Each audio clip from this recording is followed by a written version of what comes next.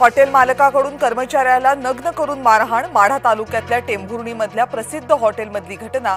कर्मचाऱ्यांच्या समोर लोखंडी पाईपनं केली अमानुष मारहाण।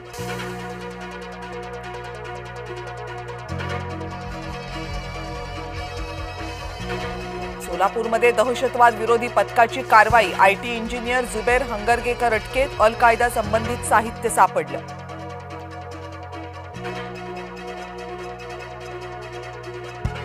जम्मू काश्मीरच्या नौगाम परिसरामध्ये भीषण स्फोटामध्ये 9 जणांचा मृत्यू, 30 जण जखमी। फरीदाबादमधून जप्त केलेल्या अमोनियम नायट्रेटचा स्फोट दहशतवादी हल्ला नसल्याचं समोर।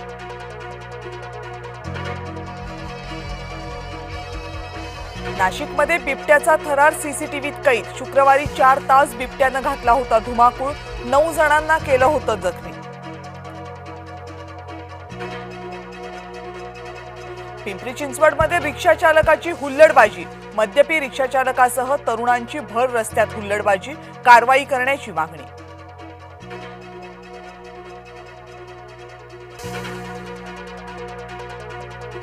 मराठवाड्यात शेतकरी आत्महत्येचं प्रमाण वाढलं। 10 महिन्यांमध्ये 899 शेतकरी आत्महत्या।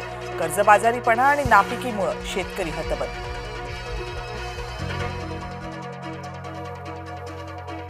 अतिवृष्टीमुळे नुकसान झालेल्या शेतकऱ्यांना अजूनही मदत नाही।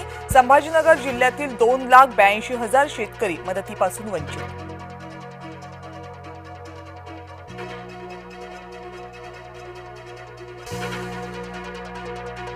गोंदियामध्ये 36 गावांचा पाणी पुरवठा 5 दिवसांपासून बंद। बिल न भरल्यामुळे पाणी पुरवठा योजनेचा वीज पुरवठा खंडित। वीज वितरण कंपनीकडून वीज पुरवठा खंडित। नरवाडी शिवारामध्ये आढळला संशयास्पद मृतदेह भाजप युवा मोर्चाच्या जिल्हा उपाध्यक्षाचा। गंगापूरमधली घटना। मृत्यूचं कारण अजूनही अस्पष्ट।